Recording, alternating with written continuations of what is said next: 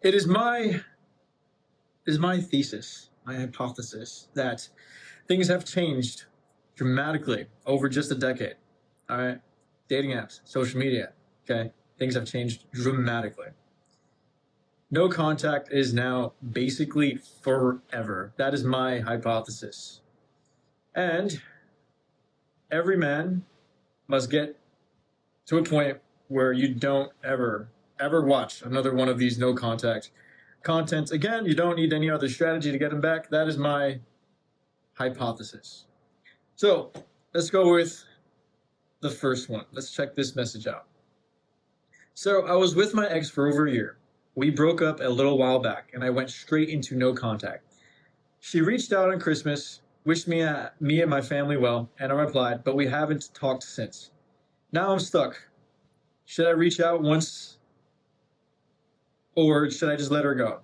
Completely. I love her, but I also love myself, and I know I put in a lot more effort than she did. I invested so much into us, and she just let me go. She blocked me on all socials, then unblocked me, but her mom, brother, and friends still follow me. She even still has the photo albums of us shared to my phone. I'm just confused. Don't know what to do from here. So the last time they talked was Christmas. Well, last time she reached out was Christmas. Talk about like really, getting stuck on something. Sending mixed signals. What do you find mixed signals about that?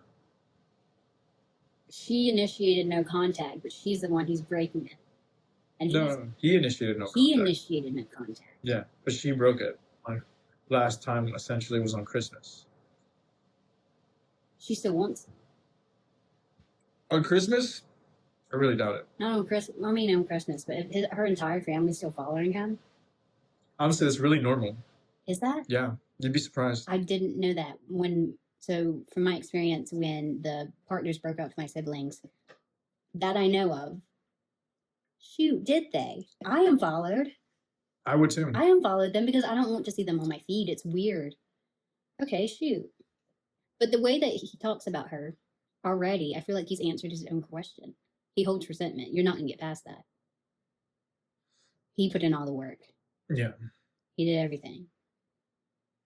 I don't know the actual context or situation, but if he's talking about her like that, I think he's done. He's already done. He should be done, but he says he's not, right? So his language is saying he is done, but should I reach out or just let her go completely? I love her, but I also love myself, and I know I put in a lot more effort. So like that's sounding like it sounds like he's done. No, but he just needs to be talked through. Completely done. Yeah, it's done. He needs to completely recognize. He already knows that he needs somebody to like. I think part of here where she's got you blocked on all the socials. The family doesn't matter. It doesn't matter at all because my family did that too. Like my family still has my ex. They just do. They care for them. I don't know. They're still Facebook friends and all that shit. So it's like normal to me. I feel like that's the easiest form of blocking. Like maybe if they're talking to you in person, it's a bit hard to be like, stop talking to me. But like on social media, yeah, unfriend, done. You'd expect it. It's strange. I guess they got some sort of attachment to my ex. I don't know. But yeah, I for one think this is an easy one. He just needs a little nudge in the butt, right? Just get over her. Move on. Like it's been a long time, really long time. But I can't say also that I haven't been there before. Like I feel like I know what it's like to still think about what ifs. But your experience would be more valuable than mine because I've never been there before. Okay, yeah, you've never had another relationship before, yeah. Yeah. I mean, I would be really torn up. First off, I would block your family if I found them. No, that's still following. To me, that's like, healthy. Yeah, reminders and all that jazz. He still has a photo album. Shoot. Shared photo album with her. Yeah. Yeah, that's rough. That's really rough. He's holding on. It's okay. It is hard to let go completely. Yeah, it is. It is. I say this with no emotional attachment, or any previous experience because I've just never had to deal with this. But I still am. So next one. It does sound like he's done. He should be done. Yeah. It's almost like he just needs a little kick in the butt. Yes. At that point, and I highly recommend you be done. Like, Chris Sider, Coach Lee, any other like coaches out there, to me they don't cater to the male experience. You need to be done. To me, that's really what it comes down to. Okay, next one. Maybe this one will be more fun. I'm in a weird spot. My girl broke up with me back in June, but we never really cut it off. June. We still been hooking up and talking from mid-July. We did talk for a bit, then started hanging out again, especially since we were coworkers up until the last week of July. Now it feels strange not seeing her every day. Texting and calling has made me anxious when she doesn't hit back quick. What's throwing me off in this? Since she started her new job, she's actually been the one initiating more. Okay, this is a little all over the place. Sending me long texts, saying she misses me and still wants to see me. But when I actually ask for her to hang, like I asked Monday since I'm off Friday, she just ignores that part and responds to something else sweet I said. Same thing Thursday when I asked her on a date, just silence on that part. Okay, so we're bouncing around a lot. Looks like the last time they like slept together was like July. That's what it looks like to me. Okay, it messes with my head because other stuff she replies to right away. We've been on a few small dates, and like I said, just yesterday she told me she misses me. So I'm not trying not to sound needy, but I feel like I'm reading mixed signals. I know she's got a new schedule, needy parents, and a kid. She has a kid. I feel like this should be put to the top. So I guess she has more going on than just me. I think that's part of why she let me back in at all. I'm just stuck wondering if I'm tripping and letting anxiety make it worse, or if her dodging my hangout asks means something deeper. Okay. My first question to this guy would be like, is that your kid? If it's not, No, because he said she has a kid. okay. I don't think that's his kid. I feel like he would have said like Like mentioned this is that. we have a kid because then co-parenting would have played. And a kid, needy parents and a kid. But then you should. Okay, this is weird. This is a really this is nuanced. Yeah, this is too much, and he's trying to put too much in this message. So they broke up in June, then they kept having sex for like 2 months. Talking, texting, calling. Yeah, but mainly the hooking up part. She's busy. And then it started to just become like a big old. I'd argue this isn't even malicious. She's just busy. If you're telling me she has needy parents, a kid, and a new job. This is why she's here. She's going to offset me. Well, I mean, you can assume malicious intent, but like, where's that going to get you? Then it's coming back on you. Are you really? If you already feel terrible, what is it? I don't feel like you should feel needy with your partner. If you think she's not his partner.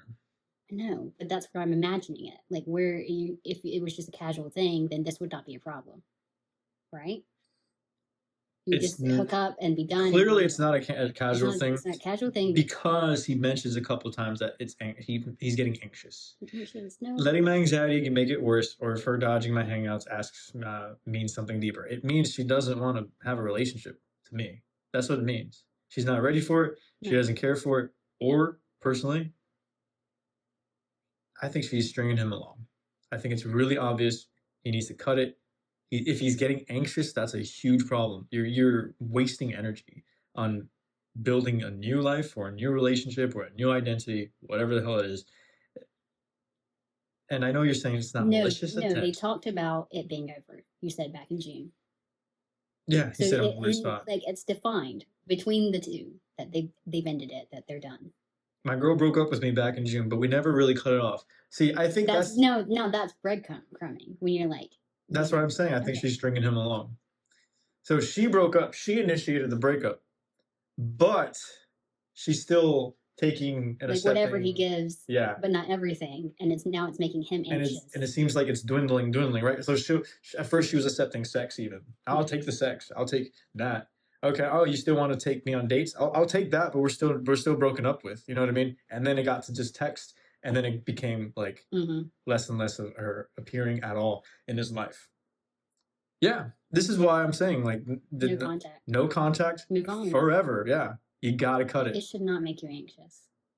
You'd be surprised. It does, of course. You should be like anxious because I can't wait to see her. Like I can't wait to see her the next time or when we hang out. Like that's so exciting, but I'm so nervous. It is that too. It's all of it. It's all of it at once. Yeah, it's overwhelming. That's what the guys feel. Yeah. because I've been there. It's just exhausting. Like, it is exhausting. It takes way too much of your time and energy. It kills you. It really does. It kills you on the inside. You're like overthinking every little thing nonstop. So then it would be normal that it's normal what he's feeling, but he should still not.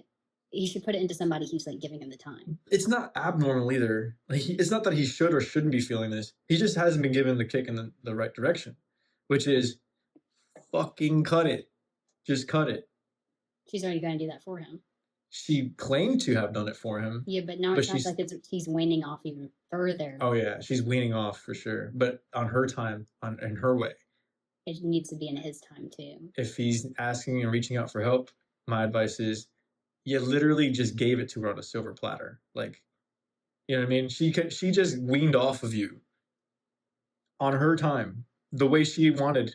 Healthy for her. Yeah, you did her a favor, which is a bad thing for you, because you're over here being anxious. Yeah. Oh. She's still your drug, and you didn't wean off. At least you didn't even try to. It's not going to happen when he wants to now. It's going to happen prematurely for him. Yeah. Okay. Yep. That's rough. I know. I felt really anxious when we were first talking. You did? Yes. You felt anxious? Yes. It's new to me.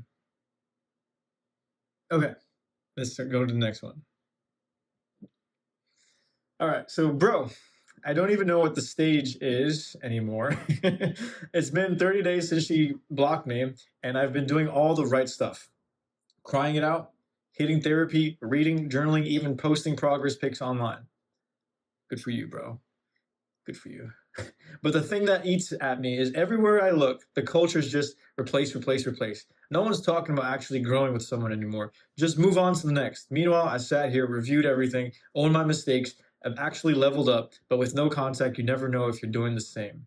Or if you're just out there skipping lessons and jumping straight into a new situationship or relationship. I hate how in this era, it feels like you get rewarded for not learning a damn thing. Just swap people out and keep it moving. And the crazy part, in these 30 days, I hit a new net worth milestone. Got a 6-pack, work's flying me around like I'm doing everything right, but I'm still mentally frustrated, stuck between healing and wondering if any of this even matters. Am I the only one who thinks like this? No. No, you're not. No, you're not. But I think all this wandering and pondering about this whole state of affairs, I think that's already been answered. That's my theory. This has been finally answered to me. Like, maybe a decade ago, you could postulate that and for hours on end. But to me, it's done.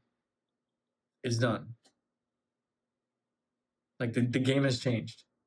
There's nothing to answer anymore. If it doesn't work out, because I got a cute girl in front of me. If it doesn't work out, you give literally one person one chance. Like, to me, this is like the ultimate card that you play. No contact is forever. It's fucking forever. But you get one pass. You get one pass. After that, it doesn't matter what girl you used it on. It doesn't matter when. It could have been in middle school, high school. It could have been 20 years ago, 15 years ago. It doesn't matter. You give that one pass up, you're done. Like, you can never go back on some sort of get your ex back program or thingamajiggy, whatever these people are trying to suggest that you get your ex back. She gets one pass. One girlie gets one pass, and that's it. After that, you're done. Stop postulating this question. But what do you think about all relationships are something you can put 100 hours in. This is what I read somewhere out there. Sorry, relationships are okay. You're not that loud. Relationships are something that you can put 100 hours in. Is what I read somewhere, but you can still get nothing from it. This is so true. It's an absolute gamble. That is the expectation. True. The expectation. This is not like meant in like a mean way, but that you're entitled to one person. Like you get that. Like, I mean, that's what movies tell me. Like, I'm all for it. But movies tell you get that person. It's not guaranteed. This is real life. This isn't movies or books. But I do have a question for you now. Oh boy. When you went through that, all these things he's listing are all self-care things theoretically, but they're not being used to self-care is what it sounds like. They're being used as a marker to get what you want. So it's no longer it's not you're not going to feel like you're helped by getting a six-pack if you're doing it for the reason of getting them back. It's external validation, and you're upset that you didn't get anything. Why? Because you didn't do it for you. Because if you did, you'd be happy. That's right. But you're doing it for somebody else. That's so right. For a gamble. But you're not seeing it as a gamble. You're saying, yeah, it is performative. So I kind of feel bad. Because he's at his peak. He says he has everything in line. Yeah. Right? Yeah. New net worth. He's not happy. He's not where he wants to be, even though he's done everything that has been theoretically listed. I think what we have is a little romantic. We have a romantic on our hands right here. And that's perfectly fine to me. Like this is where everyone starts. This is where we all start. To me though, there gets a level where you redefine what it is. Okay, to me, women experience romance. They experience it. We just perform it at this point. I know that sounds harsh, but this whole idea of replace that you don't like. There's only like 10% of guys that can actually do this. Like maybe even 5% of guys. There's not many. You need a level of detachment. And not even that. To me, it's like it's for me, women go for like the same amount of guys, the same kind of guys. They're either going for these type of guys that they actually are attracted to, or they're finding these guys who are like, I'm sorry, maybe this is new to you, but that's not new to me. It'll probably be new to me. This is exciting stuff. Or they're finding like guys who are or just straight up, like to me they're like Labrador retrievers. They're like little puppy dogs. Golden retrievers. Exactly. Oh my goodness. Yeah. I've met a couple. No personality. Like they're there. Yeah. They'll do what you need. They'll do what you want. They're really nice. Right. Yeah. They're really sweet people. You'd never say anything wrong because they don't do anything. They will never do anything wrong. Or if they do, this is the worst part. If they do something wrong or something not accepted, they'll do it in the locker room, behind other people's backs. And you would just be like thrown out of place. Like, oh my God, I can't believe he did that. No, he always did that. But what you're talking about, that's the nice guy effect. Yeah, that's the nice guy effect. Met many of those. They don't have enough balls to be up front in front of you. Yeah, like exactly. do it in front of my face rather than right. Yeah, that's the nice guy it's effect. It's going to end poorly for both. I'm telling you, girls can sniff that. They can sniff that energy, man. But okay, so on that tangent, real quick, the replace thing. Only 5 to like 10% of guys can actually do that, like actually successfully and like not have it all kind of crater down on them. The rest of us can't do that. They can't. Why I think that you have to get used to that is because women can do that. The average girl can do this. She can get on a dating app, like any girl at this point. Like, 100 people. She can date. Dude, do you know how many simps are waiting for her to like just... I say simps. I'm sorry, guys. I mean, lovely romantics. Okay, guys who are husband material ready. Maybe not husband material like precisely, but they're ready. You know, they're kind of... Those are few and far between of what I've heard. There might be 100 guys, but only one of them might be like husband ready. But you have to be sift through all of them, and most of the time you can't because it's a dating app. You can't. There's nobody to vouch for these people. Yeah. You don't know who they are. You just hope you chose the right one. So on the opposite. This is true. It's like a... They swipe 50 girls, and they're like, one of them will get them, and you're right. Somebody will swipe on them. That kind of, not really. You'd be surprised. You'd be surprised how many take, like for the average guy. I don't know. I've only heard it from the girl side because those are the people I talk to. I was talking to your friend. She was like waving around. Oh, you know, I was just like, how many likes is that? It's just 70. Just 70 guys. Yeah, but how many are actually genuine? That's the issue. At least from what I've heard, I have not been. Here's my issue. I haven't been in a dating app. This is why she's invited. I refuse to because I don't want to be part of it. It's just not. Okay, but can you also like... I can see where you're coming from. Okay. Yeah. Do you realize how bizarre that is for her to like think that that is so normal. She was just It is, because she's just like whether she's good or not, they'll swipe anyway. You're coming in with the idea that this guy's good, and you got to compete with these 70 other good guys, but they're not. They're just swiping on whether they want her really or not. They're just hoping to get somewhere, because it's also part of hookup culture. Girls will do this too. There's very rarely. I think this is a double-edged sword. The guys who engage in hookup culture are usually the guys that can engage in hookup culture. Oh yeah. Do you see what I'm saying? But the Yeah. problem is, the rest of the guys are kind of invisible. So you have half of these women coming in genuine and half not. Half the men coming in genuine, half not. No, not half the men. Not But half like the that's what it feels like, because you're not competing against, I guess, women anymore. You're competing against each other. Can you prove that you want this? You really want this? Because from the other side of the experience, she's met like 50 people who like don't. They're like, you didn't do this, or like, I feel like you have to be good at vetting at this point. All right. And so, any final things for this guy? He did all this work. He's so upset about the replacement culture, and he's the only one that thinks this way. Can I question if he was successful when he did get her back? Would he still be happy with himself?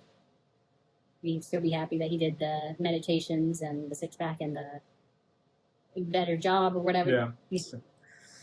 That is a good question. Would you be happy you got her back? Everyone, here's the not thing. Happy that you got her back, but would you be happy with yourself? The way you are. Would you be able to maintain that? Is that something sustainable? Like, is this something you really want to do? Or is this just something you're doing to get her back, and now you got her back, and now you're done? I think it can be. But you have to reach, to me, like a certain point. Like, I mean, you can't get her back if the goal was to get her back. Isn't that paradoxical as hell? It's like, to me, that is the truth of the matter. Like, Chris Sider talks about this experience where like you're in your best position where you moved on, and that's actually the best place to be. And you moved on without moving on, is the way he says it. To me, you need to move the fuck on. The whole way, the whole shebang. Like, you need to look at her and go, I don't even know if I want her back. Once you reach to that point and beyond good and evil, then possibly you can be okay with getting your said ex back. But even then, I don't think it's a good idea. Was he talking about character growth? That's what I'm thinking. Like, all these things that no. I mean, therapy, reading, journaling. Yeah, all these things are meant to change you as a person. Because obviously, whatever you were as a person, whatever she was as a person, when y'all were together, it didn't work out. That's why you're going no contact. It's all these things that you're doing, trying to become not a different person, but a better person. Like, is that why he's like, you can move on without moving on? Because what you moved on from was your old self. And it didn't work in this relationship. Are you talking about Chris? Okay, so that's a thing from Chris Sider's theories. Yeah, but is he talking about character growth? He doesn't pretty much say it. He doesn't say it. It's character growth. But he's saying he's hitting therapy, which at this point, man, I mean, like, you're evolving as a person. At that point, you cannot go. Not that you can't, ideally, but theoretically, if you go into therapy, you've changed as a person. Whatever perspective that you held, whatever you thought was good. I'm not gonna lie to you. Mm-hmm. The men's group that I'm in did not help me. Were any of them? It might not have helped you, but were any of them evolving as a person? Yeah. Yeah. Like, were they growing up? So this is actually something that I think I wanted to mention here. This is a great idea. Thank you. This whole idea about hitting therapy, to me, you're better off with just a men's group. That's honestly, for just the sake of the fact that, like, you kind of low-key keep up with each other's stories. Brotherhood, camaraderie is so important. But this idea of, like, being therapeutic, dude, guys don't need this. We don't need this at the end of the day. Honestly, that's just my No, it's called sisterhood. Women already have it. It's something that is ingrained in us as a culture to, like, support other women, support your lady friends. And if you think about like, didn't have that. If you think about, like, the beginnings of therapy, I know this is a really big cliche, but it was like, if you even go back to, like, the Freudian days, who did Freud conduct therapy on the most?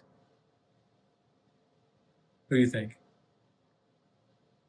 Wait, what are we talking about? Freud. So He's a big time psychologist, one of the first. Yes, but you're into psychology, and I've only heard it about him on the surface level. Okay, so Freud, a vast majority of his work, if pretty much all of it, was on women. Wasn't it about incest? Yeah, he's got his own little takes. I think that's what I'm thinking of. But no, this is not what we're talking about. But he still opened up a whole avenue for everyone else to explore, even though he had his little niches. Well, did he do that because of biology? With Freud? Yeah. Why he did it? Yeah. I don't know why he did it. He just found out that there's levels to the conscious and subconscious. He labeled the ego and then the superego, the collective ego. He was basically the in-between from Nietzsche to Carl Jung, like right in between. Mm-hmm. He just got weird with it. Yeah. Like, you like your mom, don't you? Yeah, that's what I'm thinking of. That's pretty much it. Okay. Oh my God, I'm getting off subject. All right, last one, and I saved this one because it's a dire one. Not to make the last of it. Okay, just a little bit of seriousness because this is a tough one. I know these situations can be tough, and I've been there, so I just want to reiterate that. I'm seriously at the edge here. I feel like I'm drowning, and I don't know how much longer I can keep this no contact thing going. Have you ever been in a spot where she flat out told you not to contact her again, but you still felt that pull to reach out? That's where I'm at. Her last words felt final, and I hear them in my head every day. I'm near the end of this no contact, and I honestly don't know what to do. Part of me knows reaching out can make it worse, but another part keeps hoping maybe someone's been here before and actually managed to reconnect after being told not to. Is there any real shot at this, or am I just holding on to something that's only going to hurt me or worse? Yeah, right? This is the stuff like these are men. Just FYI, these are men. These are guys. Doesn't mean they feel any less. No, it's not. But like, it still hurts. You get through it at some point. You have so much more insight to this than I would ever. Is there any real shot at this, or am I just want? So to me, the pragmatic answer to just start off things is basically she doesn't want you to reach back out. She could have not told you in any more direct way than telling you specifically, please do not contact me. Yeah. Now, I'm coming from no emotion because it's not something that I've had to confront or deal with. I think you have better experience when it has to do with something with that one, empathizing with him. If you mean failure, then yes, to some degree. I've had no contact success. I've had no contact fails. And I'm just going to point this out. It's like, it's hard to reinstate this and without also trying to give false hope. But I'm really trying to this no contact series I'm starting. Literally, this is more than just some sort of Q&A. To me, this is a damn initiation. Forget her completely. Like, you have to get to that point where she is like part of your mythos. Like, she's in the past, dude. Forever. She has to be. Think about that, man. She doesn't want you to reach out to her. She told you that in plain language. You know how cutthroat they have to be to do that? Yeah, but how did you get there? How would he have gotten there? No, how do you get there? Because it's one thing to be able to say that, hey, you just need to move on, right? I can say that all day, but how did you do it? What did you do in between? Did you just think about her every day until you were like done? And you moved on? Damn good question. How'd you get there? Because I think it's one thing to say it. It's another thing to be like, this is what happened. This is how I handled it. Poorly, well, doesn't matter. This is what happened. I feel like this is what they might be asking. Yeah. Because it's easy to be like, yeah, no contact. Plenty of people probably already gave them that advice. It sounds like their friends did, but then. Yeah, everyone knows. Everybody knows it. Everybody's agreeing with. You have to go. Her that no contact. She told you no contact. You gotta leave. But what did people who had to go through this and got through it? What did they do? What did you think about? What changed? That's a really good question in regards to the journey. I would love to know more about this guy. But you know, this there would have to be a nuanced thing. But the final text to me is pretty. You really don't need to know much more than that. And that's what Um, got you there. no, it's just you know you got to be I'm not talking pragmatic about about him it anymore. first. I'm talking about you now. Okay, Because your advice and your experience will be I'll go. more useful. You're right. You're right. You know what? You're right. Honestly, you just take the hit on the chin. Seriously. Whether you messed up, whether she messed up, at some point it kind of doesn't matter. But right now, you're not like the way I had to like shift it to make it make sense because it doesn't at the beginning. It shouldn't. Was that you're really dealing with nature at this point. You have to like to me that's the only way I was able to do it on top of a couple of other ways because I'm a creative. I made like an alter ego. I made a couple of them. But the way I did it was that she's like embodying like part of nature, and nature doesn't give a fuck. Have you ever seen Animal Channel? They don't give a fuck. They don't give a damn. Like they're straight up dying out there, and you're over here crying about like a girl. You're over here like, I don't know what to do. She doesn't want to talk to me again. Like I get it. I get it. You love the girl. You're now that you're willing to lay your life down for this girl now. She doesn't want nothing to do with you. Welcome to the jungle. Like this is seriously like what the shift is to me. All this romanticism, this is Christian stuff. This is hopeful, poetic things. But you have to be capable to me of both. That's what it seems like to me. And it's brutal. And it sucks. You kind of I kind of